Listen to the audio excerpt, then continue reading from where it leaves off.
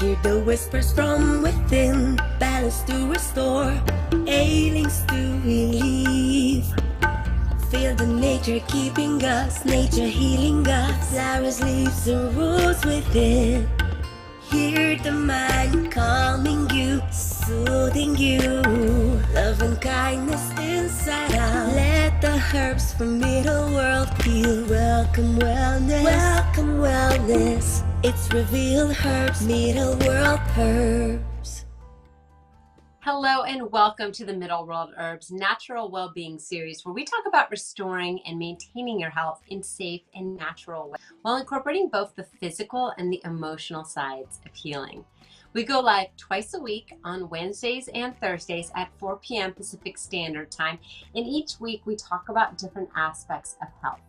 Today's episode is called Stress versus Sleep and Focus. And we're talking about just the effects of stress on our cognitive health.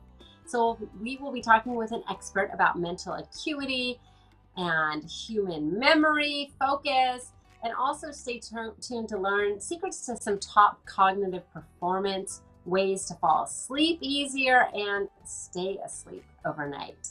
My name is Deanne, and I am your host today. I'm here with our very special guest, Dr. Jacquie Leone. She is a naturopathic board-certified holistic nutritionist and psychology enthusiast.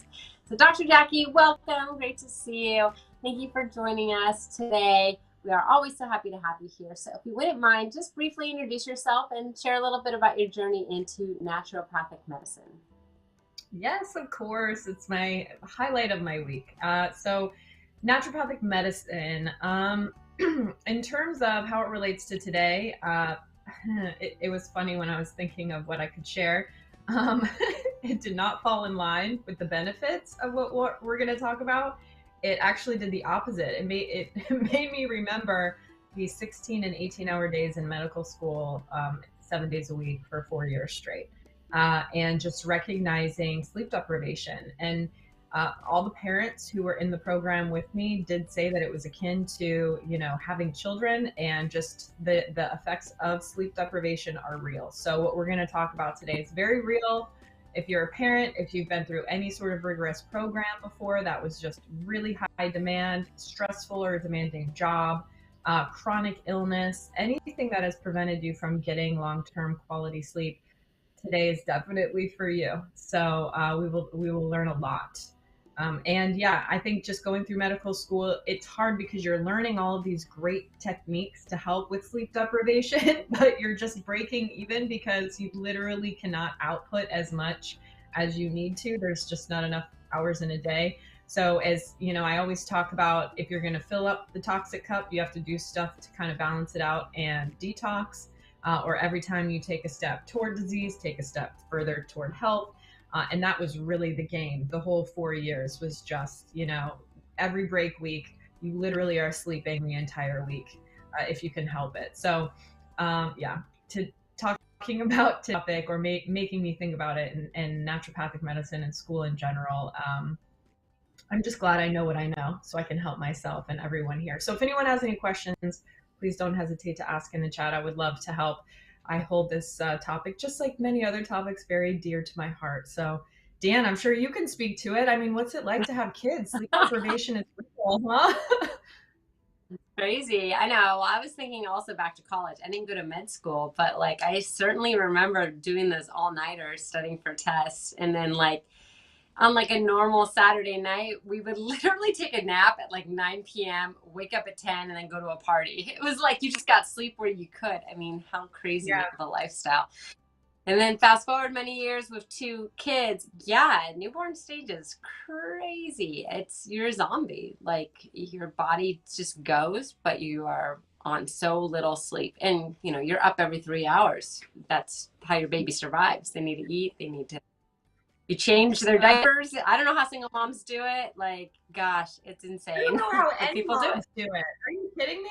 It made me so grateful for mine and any moms out there. I have a whole new respect after going through, some of the stuff I've gone through. I just don't know how you do it. And you just never stop,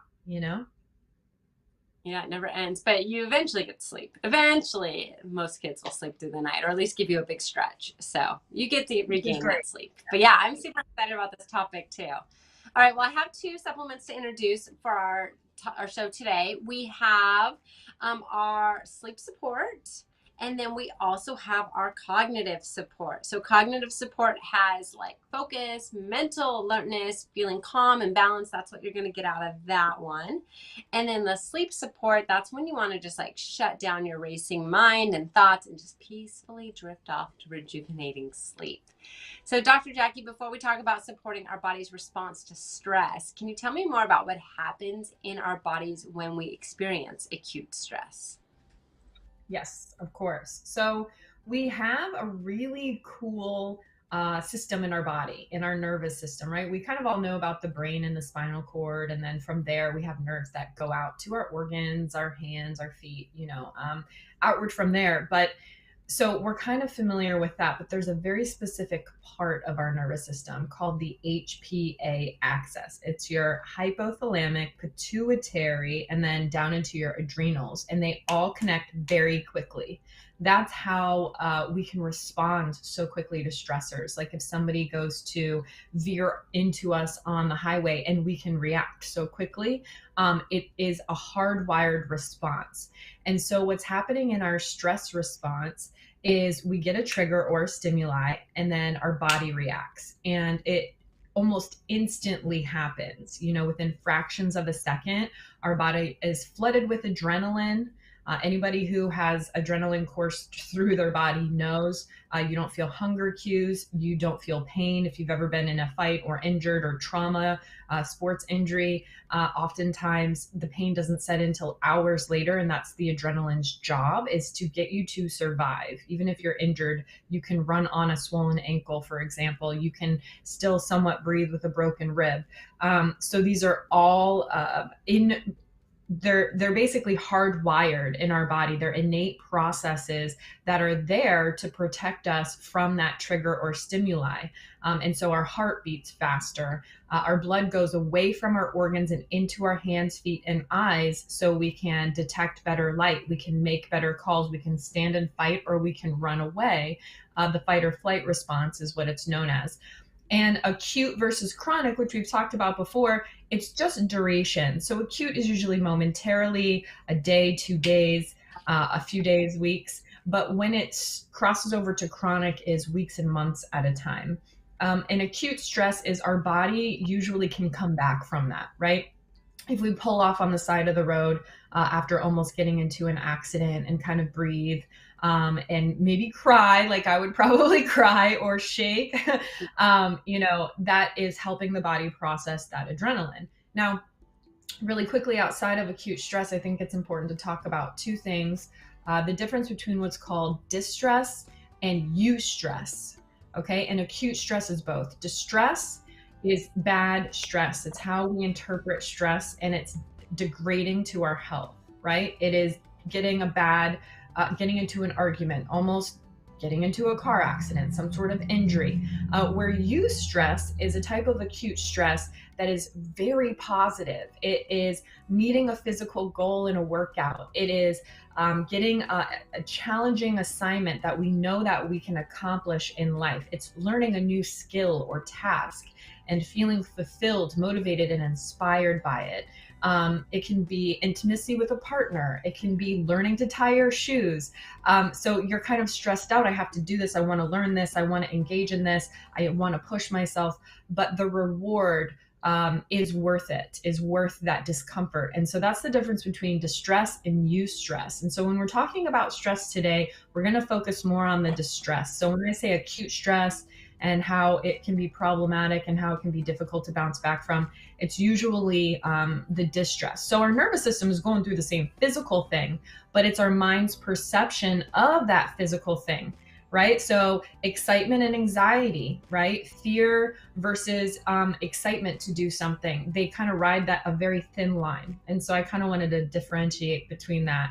because, some people always ask, well, what about good stress? And so good stress helps us adapt, helps our immune system, our nervous system grow, expand, be able to go on the roller coaster without vomiting, be able to pass the test or perform on stage for that play that we got cast in, right? So there is such thing as good stress, but today we're going to talk about distress and the damage that can do on our body long term. Okay, that sounds good. Yeah, I never say the word good and stress in the same sentence. Yeah, but yeah, there is good. Yeah, it exists. It's so true. All right, well, what are some life hacks or just ways to let go of stress if we're feeling all pent up? Good one.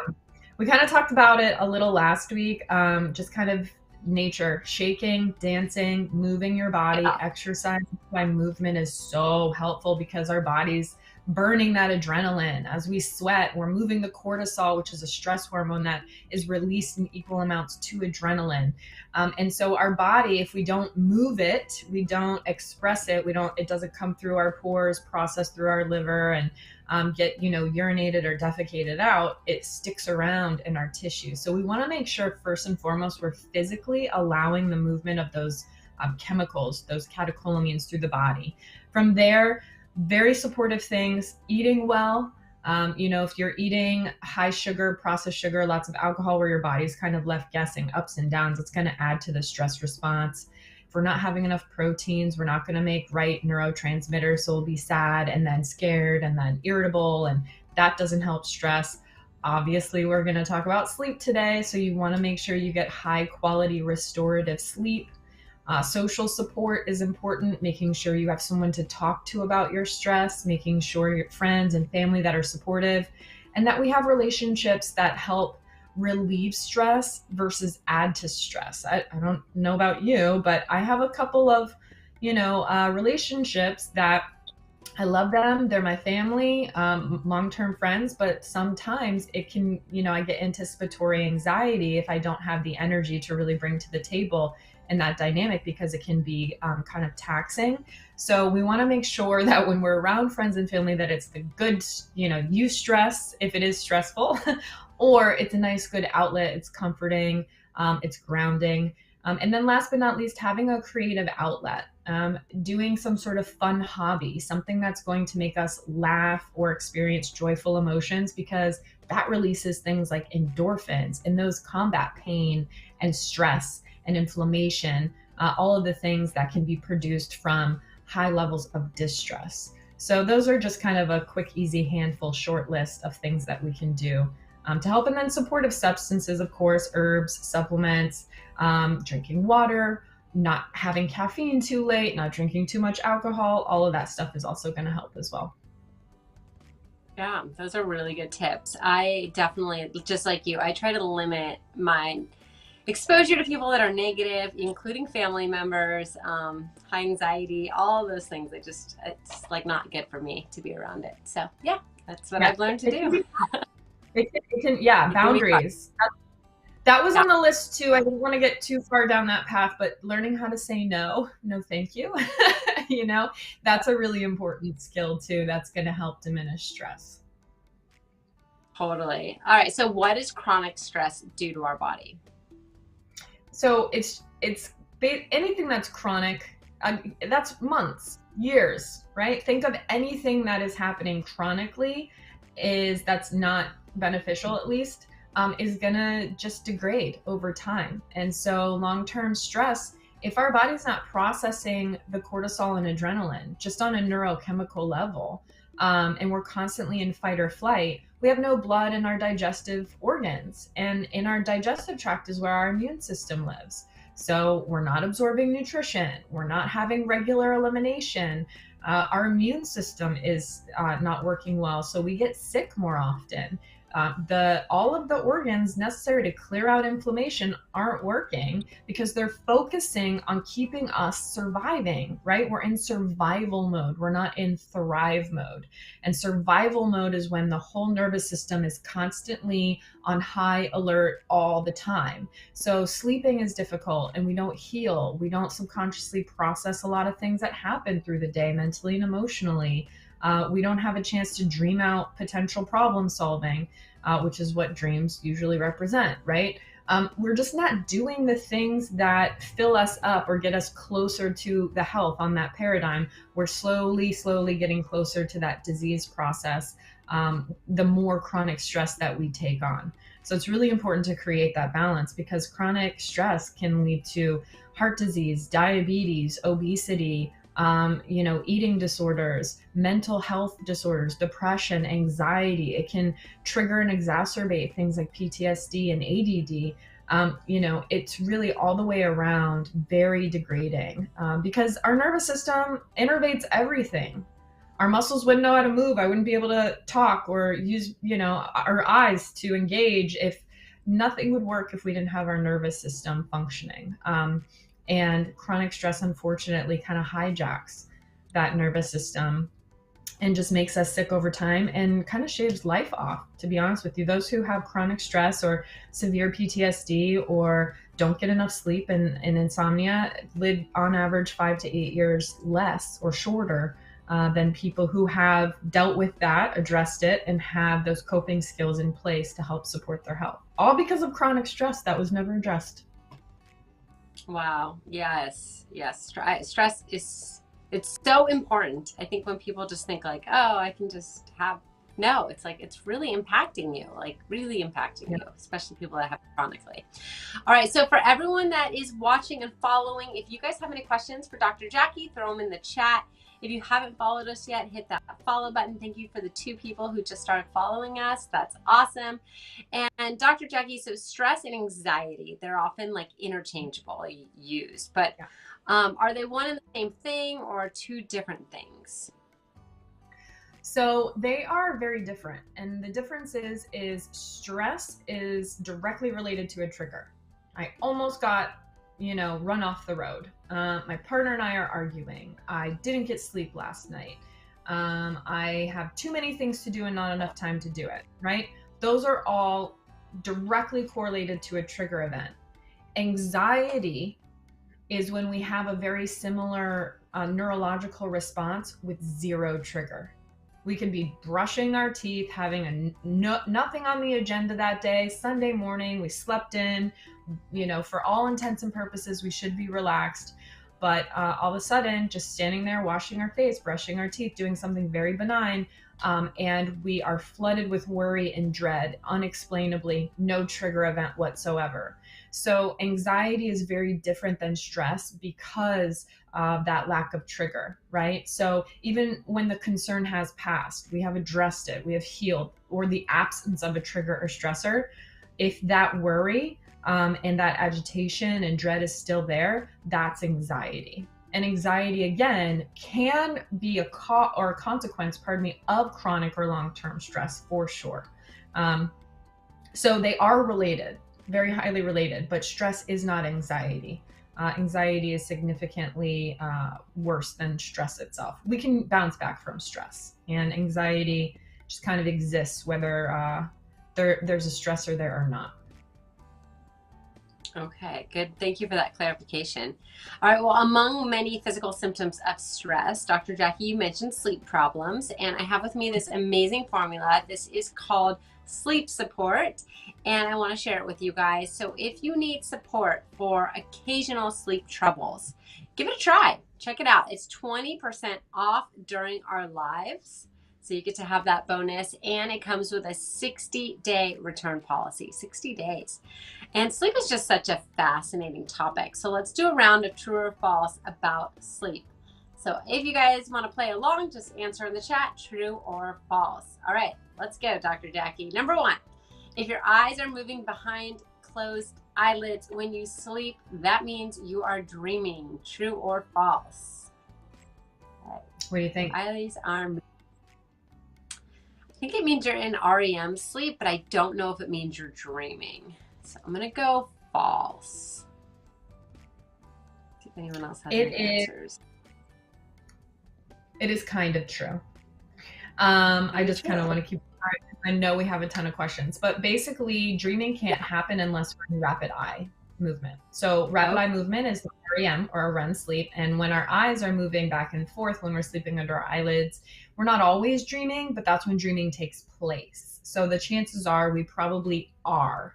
And so our body in REM, we go into a paralytic state, so we don't act out our dreams. You know how you've seen dogs or cats kind of run in their dream because they don't always have that paralytic state. So that's kind of, our eyes are processing the information that our body's not playing out. So that's how most of the time we're probably dreaming, but why we also don't remember our dreams, because of that paralytic state.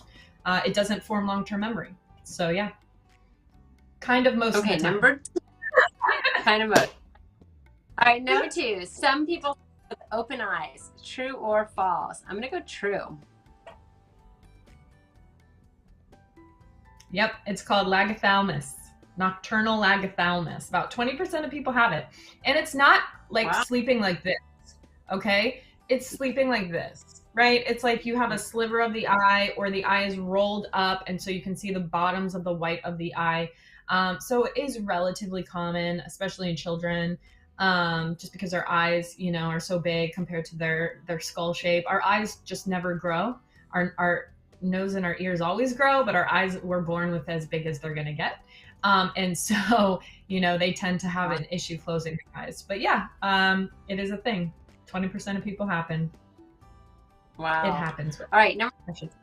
If you are snoring, that means you're not getting a good night's sleep. True or false? If you're snoring. Sort of true? Yep, pretty much. It's almost more, not almost, it is just based, if you go to sleep.org and read their studies, it's actually more disruptive to people sleeping next to the snorer than the snorer itself.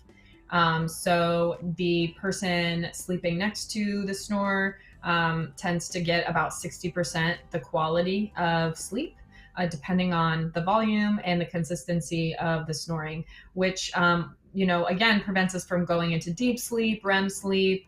And so that just shaves time off of lifespan. But so yeah, they're usually not getting great sleep, but some snoring can be benign, meaning that it's not a problem. But when we have apnea episodes within snoring, so that's when the soft palate kind of closes in the back of the throat and you completely stop breathing for 10 to 30 seconds, you're cutting oxygen off to the brain, right, into the body. And then what will happen is they'll get quiet and then they'll start to gasp and then begin to snore again. And so about 10% of people have sleep apnea. And that apnea actually can cause cardiovascular events, you know, again, deprive the brain of oxygen, all that stuff. So the short answer is, yeah, if you're snoring, there is a risk that you're definitely lowering your quality of sleep for yourself, and definitely for a partner or loved one or family member who might be sleeping either in the room or in the room next to you. I've heard some roommates through the wall. So some snoring can get pretty loud. And in that case, I would definitely recommend seeing the doctor to see if you do have apnea, because there are machines and devices and things like that to make sure you get that quality sleep and you get those extra years back on your life. Definitely. Okay, question number 4. As long as we sleep 8 hours a day, it doesn't matter when. True or false? I'm going to say false. You're absolutely right. Yeah. It totally matters. We're built with circadian rhythms, and that's light and dark rhythms. Our body makes melatonin, or the sleep hormone, at night. It's just how we're biologically built. Our body makes cortisol, which is the stress hormone, but we do need a natural little bit of cortisol to wake up when the sun comes up. And so we see shift worker disorder when people have to work at night and sleep during the day.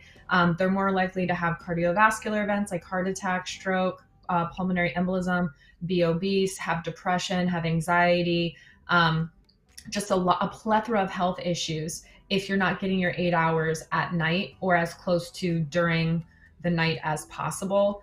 Most research shows 10 to 11 p.m. being the sweet spot. Anything after about midnight or 1 a.m., now you're starting to mess with your circadian rhythms. You're not getting that early sunrise sunlight, which is necessary to really reset those rhythms and get your body healthy. Okay, well, that's good info. All right, number 5. It is rare, but there are people who need less than 4 hours of sleep per day. True or false? I'm going to say yes. There's some rare people out there that can function on. Yeah, about 0.4% of the population, up to about 1%, because studies are still out there, but it's a very specific mutation on an ADRB1 gene for any science nerds out there who want to look it up. But yeah, they just have excitatory responses. They have more natural energy. They require significantly less sleep, and they can be perfectly healthy with no negative side effects or health conditions with just 3 to 5 hours of sleep a night. Wow. I think I need to test my 2-year-old. She like dropped her naps way too early. She sleeps more than 4 to 5, but jeez, I'm like, how do you not sleep as much? She gets like, it's insane, but she's got a lot of energy. So maybe she's in that rare group. I love that. We'll see. I know my other one will sleep like as long as possible. Like, I'm like, okay, it's so funny. So anyway, all right, it's hardwired in our genes. I was looking at my 23andMe, and it was saying like I need 9 hours usually for my body and biology. You know, it's an estimate, of course, based on surveys and genes. And, you know, I don't have the ADRB1 mutation clearly, but some people, you know, might have a higher activation, less activation. So there are definitely genetic tests you can get to see maybe, you know, she needs 10 hours and the other one needs 6, and, you know, to have the same amount of energy. It's definitely in our biochemistry, some of us, you know. Totally. Yeah. It's really fascinating. All right. And I'm like with you. I'm like a koala bear. Like, give me my 9 hours. Yeah. All right. So the next one, the longest period humans can go without sleep is 10 days. True or false? I'll go true. I don't know. It wouldn't be very healthy. You can go 10 days, but you will go insane. So after 24 hours straight, you start to have sleep deprivation, exhaustion, irritability, and by day 4, you have full-on psychosis, delusions. You're seeing things that aren't there. You're hearing things that aren't there.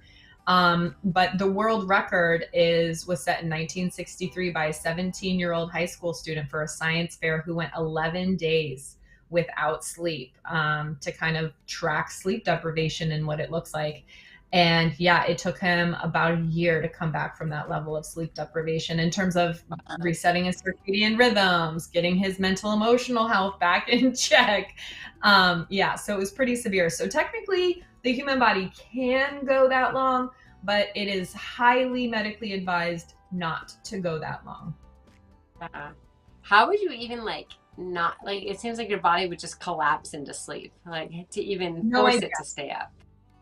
Yeah. I'm like, did he have a mind on? Like every time he nodded off, like it just zapped him awake. Like I have no idea how he survived 11 days with no sleep, personally, medically speaking. It's an anomaly. You know, nobody's come close since. So no one should. It's not safe. Yeah. Not a good idea. No.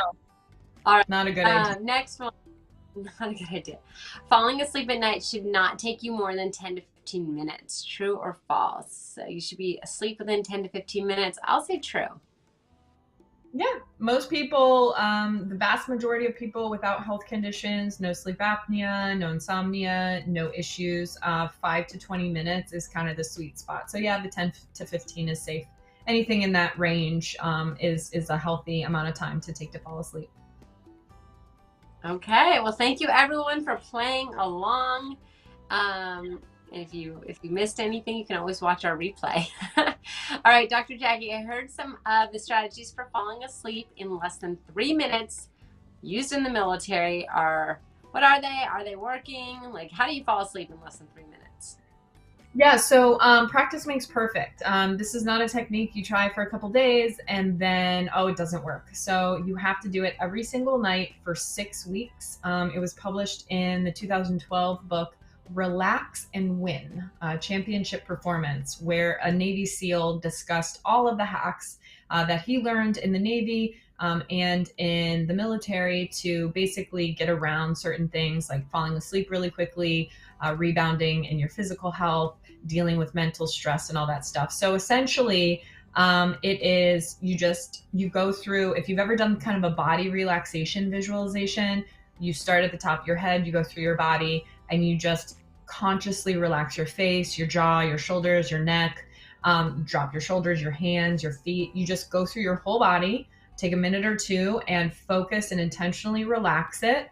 Inhale and exhale to, 3 times, relax the lungs, relax the diaphragm, clear your mind. And then this is kind of the thing that's a little different is they would repeat, don't think for 10 seconds straight, head to tail. Don't think, don't think, don't think, don't think. It's a way to clear your mind, right? So this is, again, in the military, in the last probably 80 years. But, anybody who's done long-term meditation or studied yoga, this is just how they've been doing it for thousands and thousands of years. But yeah, it is a technique. People report it working. After 6 weeks, there's a 95 to 98% success rate. So if you have issues with insomnia, it takes you longer than 15 to 20 minutes to fall asleep, and you want to shave some time off of that, you can definitely check that out and see what you think. Oh, that's interesting. Very cool. All right. So Dr. Jacquie, you are an experienced yogi. What does yoga have to offer when it comes to relaxing at bedtime?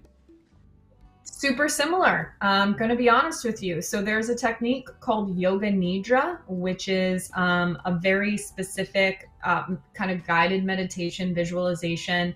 It's called pratyahara, or withdraw of your senses.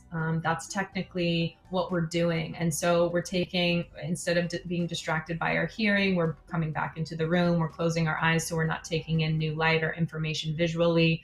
So we're basically drowning out the senses, and the goal is to meditate and use breath to guide you into a physical relaxation state somewhere between wakefulness and sleep, which eventually turns into very, very, very deep sleep. People who do Yoga Nidra to fall asleep usually can sleep less and get a higher quality sleep due to the brainwave activity that's happening. But even outside of that, there are certain poses that you can do just before bed, things to relax the hips, the low back, the neck, and the shoulders, where people report having tension and being uncomfortable and not able to find a comfortable position to sleep in. So certain asana or postures can help.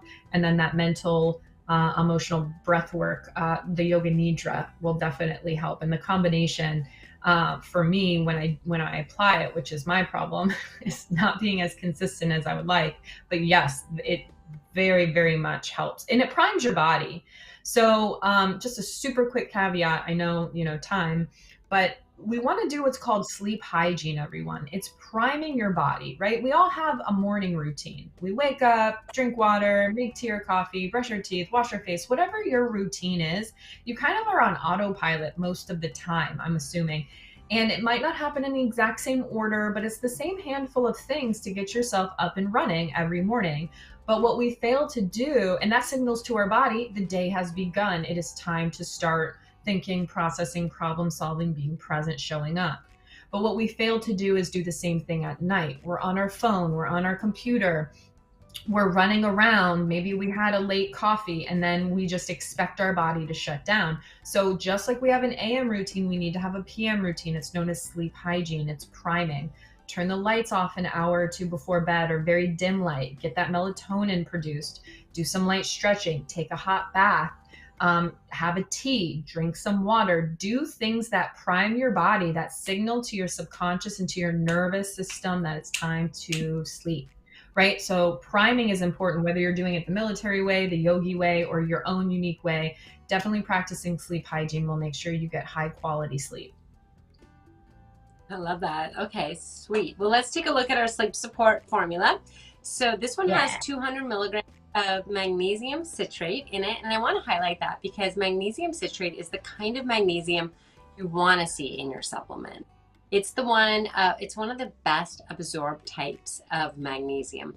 Also, it's the one known for calming properties. We also have L-theanine, 400 milligrams of Gaba, 100 milligrams of 5-HTP, 50 milligrams, and of course, melatonin.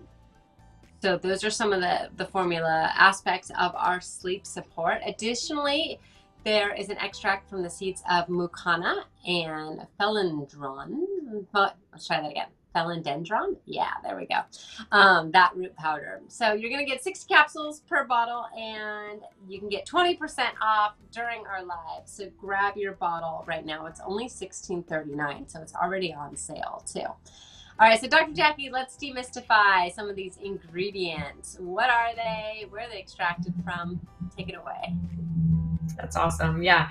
So it's basically all the cool, calm, kind of chilled out substances we could give our body, right? So we have these chemicals that our brain naturally releases, melatonin being one of them. There are other chemicals as well. They're called neurotransmitters. They just transmit info, tell us when to get excited, tell us when to calm down, tell us when to get sleepy, tell us when to wake up. And so it's awesome because this combination is all of the what are known as inhibitory or calming. So we have excitatory and then we have inhibitory. And so GABA is a very great relaxer. So it inhibits excess activity in the brain. It helps relax the physical body. So when I think of GABA, it starts with a G, the way I anchored it when I learned it was just good vibes, right? It's gentle, good feelings. It's just all the G words. So I think of GABA as people who have anxiety tend to not have enough GABA because GABA calms. Okay, so if you have the anxious kind of wheel turning kind of insomnia, you lay there and you're overthinking, overanalyzing, your body's tense, GABA is going to really help you calm down in that sense. The next substance I heard was the 5-HTP. 5-HTP is just a fancy word for the thing that happens before melatonin, right? So just like, you know, when we're baking a cake, flour plus eggs plus sugar turn into cake, right? It's like all these ingredients turn into something else. When we're cooking or baking, our body does the same thing. It's just called biochemistry. So you eat turkey, it has tryptophan. Tryptophan gets turned into 5-HTP, gets turned into serotonin, which is like a nice, another soothing neurotransmitter, makes us feel calm and safe, like cozy. And then serotonin will turn into melatonin. And when we feel nice and cozy and safe, it's easier to sleep. So that's what 5-HTP does. It just feeds the melatonin pathway. So if we're taking it, we're going to make more melatonin. We're going to get better sleep. Then last but not least from that list that I heard was the L-theanine. And L-theanine is a precursor to glutamine, which is turns into glutamate, which turns into GABA, right? So again, it's just feeding different pathways in the body to get the end result we want, which are cool substances that help us calm down and feel really restful and sleepy. And so GABA, 5-HTP, and L-theanine all do that in different pathways, but the same end result, which is cool, calm, collected, relaxed, sleepy. And that's why that combination will definitely help sleep. Okay, awesome. What about magnesium? So why is that important for sleep? And is it because it has to do with nighttime leg cramps? Does it have anything to do with that? Oh yeah, definitely. So magnesium is involved in over 600 pathways in the body. It's either directly related to, or you know how I said 5-HTP turns into serotonin, turns into melatonin? Well, we need what are called cofactors that kind of add and turn on and turn off those pathways. Magnesium is a huge one in the body. It's needed to turn sugar into energy. It's needed for neurotransmitters to communicate. It's needed for muscles to relax. It's needed for so many different processes in the body, to help our colon relax so we can have bowel movements, to help our heart contract so that the muscle can beat and, can move properly. So magnesium is huge for so many different reasons. Leg cramps and relaxation is definitely one of them because it helps prepare the body physically and the mind for sleep. It's the natural calcium blocker, so it helps muscles relax. They're not going to contract. Cramping, muscle spasms, those types of things, restless leg syndrome, magnesium can significantly help with that. But it also, again, is part of that melatonin pathway. And melatonin is the sleep hormone, right? So in order to make really high quality, high amounts of melatonin, not only do we need 5-HTP, which will turn into it eventually, but we need magnesium as a cofactor in order to do that. So magnesium is great across the board for so many things, but yes, it definitely helps relax the mind and body and prime it for sleep for sure. Okay, sweet. Well, if anyone else has a question, ask Dr. Jacquie, throw it in the chat. And then lastly, what's so special about the seeds of mucuna and philodendron root in the regards to sleeping? Okay, great question. So hopefully this doesn't sound critical. It's mucuna, but close enough. Mucuna and philodendron, just like the flower. It's not the flower. I want to be clear. It's not the same, but it's pronounced the same. So philodendron, and that's used for inflammation, helps calm the body, from stress. It contains high levels of berberine, which we've talked, at length about berberine. So it's going to help calm inflammation, calm the body down. That's that yellow colored chemical. So when you hold up the really bright, pretty yellow capsules that are high in berberine, that's going to help strengthen our heartbeat. So so when the contractility of our heart is strong, it doesn't have to beat as much. And what happens when we get anxious and stressed? Our heart starts beating really fast and really shallow. So when we can have slow, long, really nice, strong contractions, then our heart rate slows, our body relaxes, but we're still getting enough blood flow. Philodendron is fantastic for that because of its berberine content. Helps reduce, balance blood sugar, which helps us sleep better. It helps reduce swelling and edema, which is going to help with things like restless leg, right? So that's philodendron. Sorry, now I'm saying it wrong. That's the benefit. Philodendron. And then mucuna. It is a hard word. It's a tongue twister. But mucuna is great because it's an adaptogen. And adaptogens, it's built right in the name, help us adapt to stress. So high quality mushrooms are adaptogens, other things. And that HPA axis that I was talking about for stress, when we were talking about acute stress, that A stands for adrenal. And adrenal is what helps, makes us produce cortisol and adrenaline when we have to deal with stress. And so if we don't have adaptogens, then our body can't adapt to that stress. And so we're still stressed. We're on the side of the road. We didn't get hit. We're safe. We're fine. But our body physically, our adrenal glands cannot calm us down. We cannot process that adrenaline and cortisol. And so mucuna and other adaptogenic substances help the body adapt to that stress, process all those chemicals that just got dumped, regulate those hormones, take us from a really high heart rate, really fight or flight, to calming the heart rate, getting that breath rate in minutes instead of hours or days. So mucuna is really great because it helps us adapt, calm down, and bounce back from high stress states. Whether it's good stress, bad stress, any kind of stress, mucuna is helpful in that role. It also increases motivation, pleasure, and emotions, all because it helps increase dopamine. And dopamine is the reward neurotransmitter or brain chemical. And so dopamine, when we're depressed or sad or just feel kind of unfulfilled, chances are there is a deficit or deficiency of dopamine. We don't feel rewarded for, oh, I stretched today, I feel great, I brushed my teeth, oh, I got a like on Facebook. These all release dopamine, right? And when we lack dopamine, sometimes we can lack motivation, inspiration, and just joy for life. So mucuna is great because it's going to also increase dopamine, which is awesome. Okay. Yeah, no, that's awesome. So for anyone wondering about these little charms, I'm going to briefly tell you guys what they are. So they are just like a positive mantra, an affirmation, or a message. It's called a Middle World Whisper. And the reason these are on there is because Middle World Herbs believes in the intersection of physical and emotional healing. And I think that's just super fascinating. So this one says, over every mountain, there is a path, on the sleep support. I love that one. And one of the things is we don't often realize it, but our emotions, our feelings, worry, anger, anxiety, stress, grief, that trigger very real physical processes. So Dr. Jacquie, can you talk a little bit about how that can impact our sleep? Definitely. Yes. I mean, you kind of just said it. It's like everything will affect when our physical body is triggered. and we're having all of these emotions.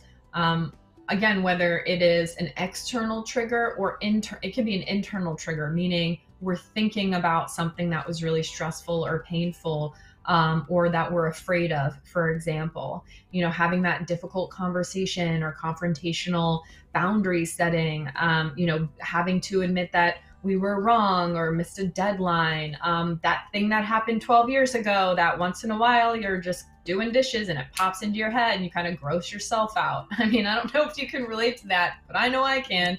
That spikes neurotransmitters. You have adrenaline, you have cortisol. Like for me, sometimes I'm like, oh, why was I like that? You just kind of physically shake it off and you have those little spurts of those chemicals, those catecholamines in your body.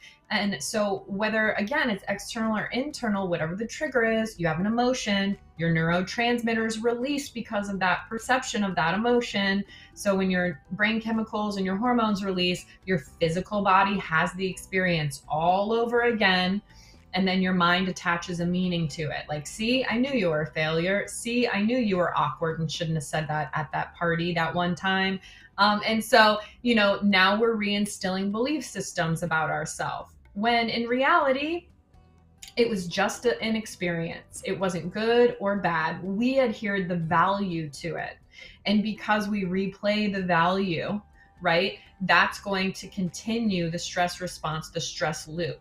So whenever we have feelings, it's physically creating a neurological response. So if you don't address, and I say this all the time, people are kind of like, well, yeah, but it's over. It's no big deal. Whatever, it was just an accident. Whatever, I just got robbed. Whatever, I just had lost the love of my life. Whatever, my animal died. It was 6 months ago. I should be over it. When in reality, you can't, grief isn't linear, right? Processing negative emotions, stressors, old stress, trauma, whatever, sleep deprivation, it's not linear. There's no time limit. There's no manual. It's going to take as long as it takes. And the body takes 10 times longer than the mind, right? We can jump thought to thought to thought to thought. But in order to change our physical body, gain weight, gain muscle, lose muscle, a wound to heal, for example, any of those things to happen takes substantially longer. But we can think ourselves sick, we can think ourselves well within a matter of minutes. I can make myself nauseous if I really wanted to focus on some not great thoughts, right? But I can also make myself calm and grounded and my heart rate normalize and feel joy and release endorphins by thinking about my niece, for example. I absolutely love her. She makes me so happy. So, a thought can easily trigger an emotional response, physical response, and it's just a cascade from there. So if you have unaddressed things and you go by the old adage of, well, it's over, put it away, don't address it, keep moving forward, it will always have marionette strings over your behavior, your physical, mental, and emotional state today. I don't care if it happened last year, 10 years ago, or when you were 2 years old. It will always have an impact on your physical health if you do not address the mental, emotional aspect of that physical experience, right? Two sides of the same coin there. So they're very, very inherently linked. Yes. Yes, definitely. Actually, Dr. Jacquie, you'd be so proud of me. So yesterday I read an article that, it's kind of serious, but it brought me to tears. So it was about the teacher from the Texas shooting, and he survived. He was shot multiple times, and he did a video interview. I only read the article, but he basically was like, I cannot forgive the police for this because he watched all 11 of his students die. Every single one died. And he was like, they had bulletproof vests. I'm like sitting here with bullet wounds in me. And anyways, it was so sad and so sad. And like one kid screamed out for help because they could hear the police had arrived. And then of course the shooter went over and just shot the kid to death. And I'm reading it and I just started like crying, and I was like, no, you know what? This is good. Dr. Jacquie says, like, feel your emotions, feel them. And I was like, I don't like crying. I don't like that feeling. I don't like feeling like heartbroken and sad. But I was like, no, I'm going to feel this. And I'm going to cry for this teacher for what he's gone through and what he's like, I don't even know how you bounce back from that, And so, yeah, I felt my feelings. And then like, okay, next step. What do we do about it? It's like, are we powerless? Yeah. Do we just need to not forget? happen. We need to start more conversations. So it's not just like, oh, that was another shooting, moving on with our life. But yeah, I felt my feelings. So thank you. I am very proud of you. That can be so hard to do because they are very uncomfortable. They're extremely uncomfortable. And you just kind of said something really important where your physical body needed to move, right? The adrenaline and cortisol in your response to putting yourself in that position and being in that stressful state. You were empathizing with what he was saying in his interview, right? But if we stripped away the context, it was a physical experience.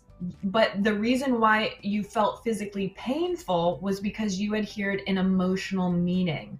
You connected that to loss. You have felt loss. You have felt grief. You have had somebody there who meant something to you, and then one day they didn't exist anymore. And to feel the hole in your life, you basically projected that into his experience. That's what empathy is.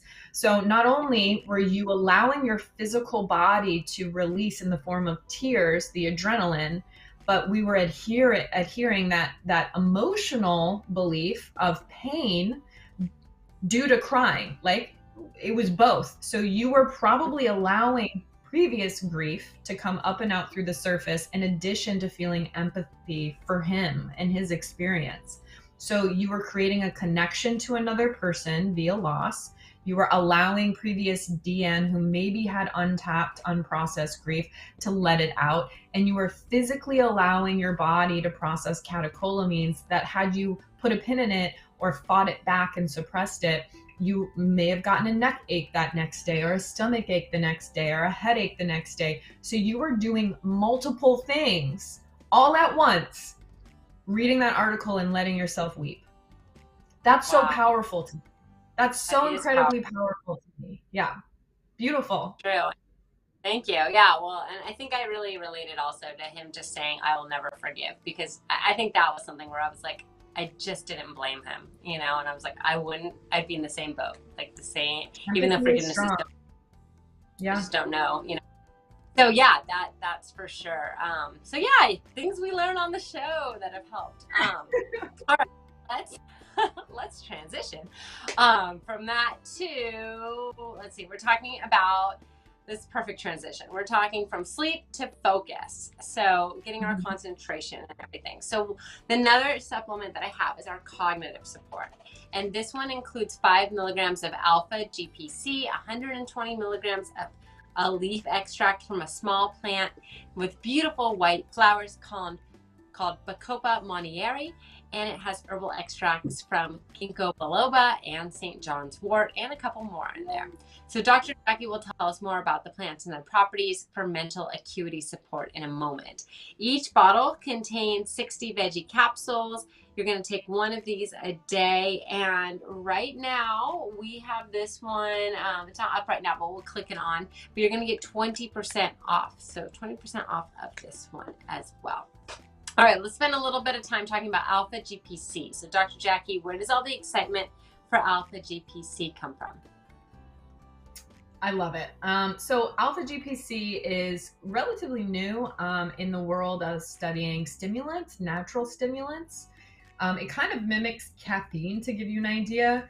And I think I've mentioned before, but just to reiterate for anyone who maybe didn't catch this in previous episodes, what I think is really great about alpha GPC is its performance enhancing abilities in athletes and mathematicians and people problem solving with mental acuity, but also physical performance. And so alpha GPC was given to a bunch of athletes, but whether they were just starting out all the way to triathletes, and they could jump higher, centimeters. I'm not talking meters here. We're not giving ourselves, magic superpowers, although I wish we could.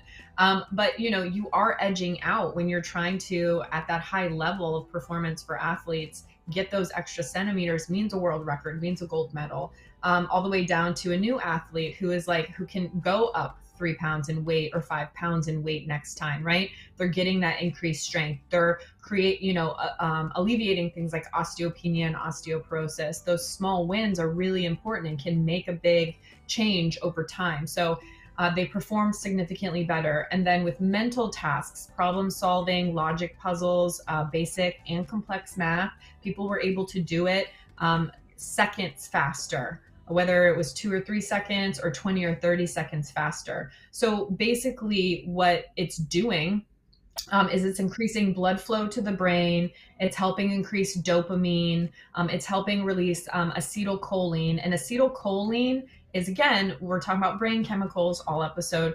Acetylcholine is the brain chemical that helps take short-term memory and turn it into long-term memory. So when we're studying and cramming, we take the test, we do well, but we walked away not remembering anything long-term.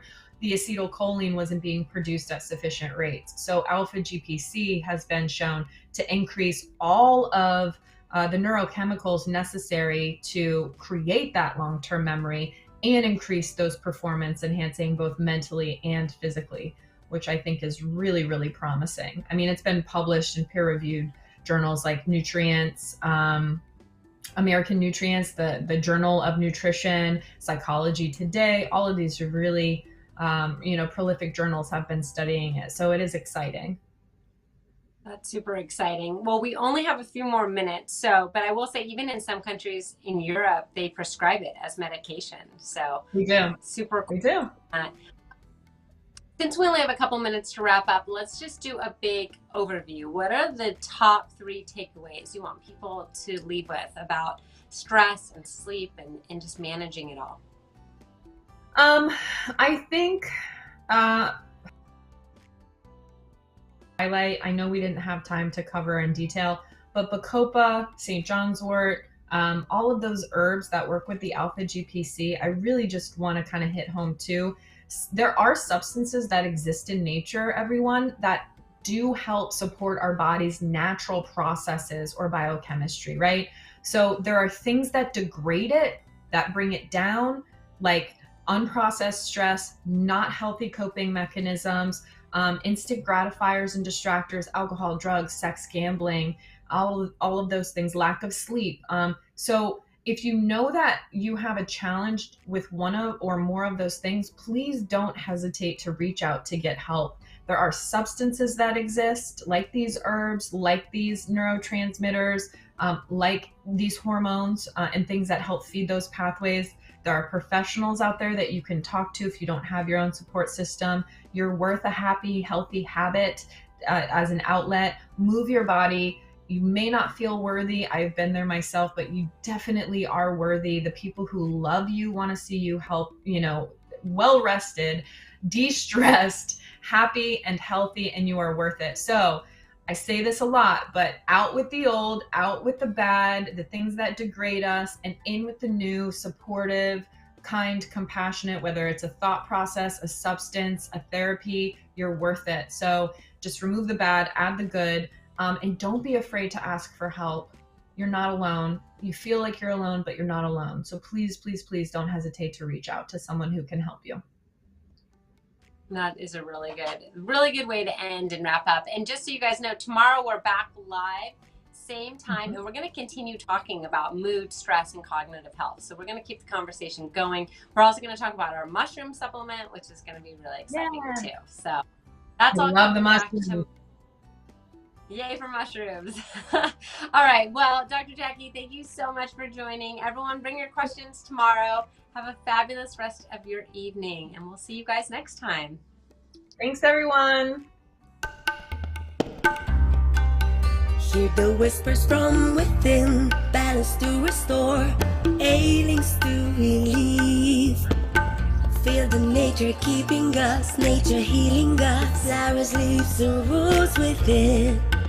Hear the mind calming you, soothing you, love and kindness inside out. Let the herbs from middle world heal. Welcome wellness, welcome wellness. It's revealed herbs, middle world herbs.